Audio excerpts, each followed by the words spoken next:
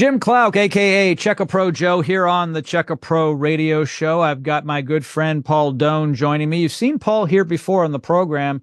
He's a ventilation expert here in Texas for your attic to keep your electric bills low and to keep you more comfortable. Paul, welcome back to the show.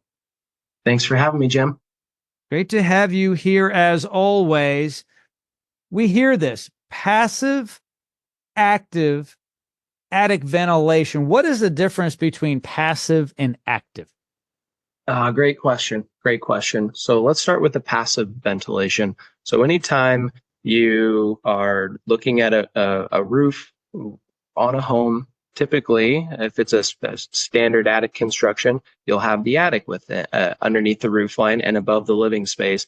And within that attic space, they have attic vents, and those attic vents allow air to passively enter and air to passively exit that roof. And that's important because with no ventilation, that attic would just get scorching hot. It would have no ability to breathe and relieve the hot air that gets built up and get cool air in. So passive ventilation is standard for traditional homes with traditional attics and roof lines.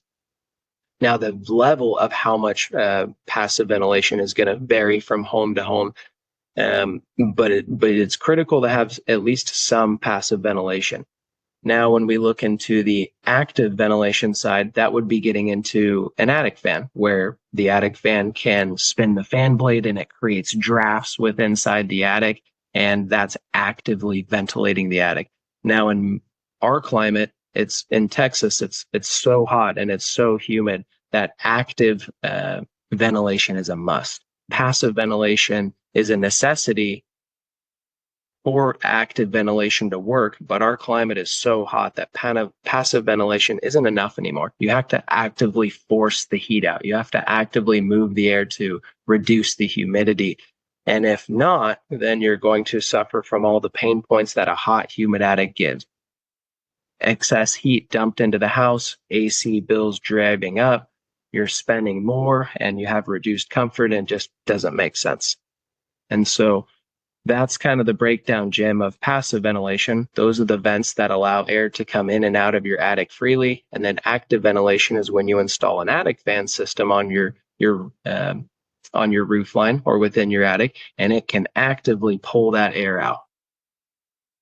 Yeah, it's like the difference between a sailboat and a power motorboat. Great point. Right? Yeah, because one's kind of organic. It kind of just does what it does through nature. It moves. So on the water with a sailboat, you get some breeze and you're going to move along. Your attic, you get some breeze, or just from convection, you're going to get some movement in your attic through the passive. But if you've got like two 100 horse outboards on the back of your boat, you just throttle up and you're moving along. You can throttle up a powered attic fan. Same type of thing, right? Yeah, no, great analogy. And then now I would add to it and say, okay, well, what's our mission on our boat, on the sailboat, and on that active ventilation motorboat? Well, we want to get to the comfort zone the fastest possible and save the most amount of money. And so if we can rely on passive ventilation or the wind to blow the sailboat, great, but it's not always there to have our back. We want to be able to have that control and make sure we can get to our destination where we're comfortable and we're saving money when we want it. And so that's just where our climate's at. It's so hot that passive ventilation isn't enough to actually give the performance that we're looking for. You got to actively force the air out. Yeah. And so many of us here in Texas don't have good coverage from trees or other buildings.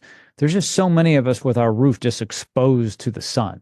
I mean, if you look down from outer space, our roofs are just exposed for the most part all over Texas. And they're a stationary object. I think about this all the time, is that they're just stationary object, and they just sit there and soak up the heat.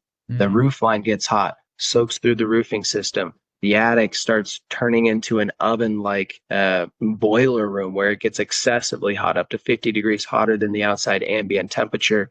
And again, we have that passive ventilation, and we might get gusts of wind to be able to have cool air come in.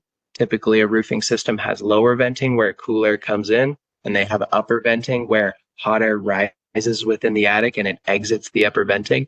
And it does, passive ventilation does ventilate the attic, but just too slow for our goals to stay comfortable and save money. Yeah. Paul, as always, thank you so much for your expertise here on the show.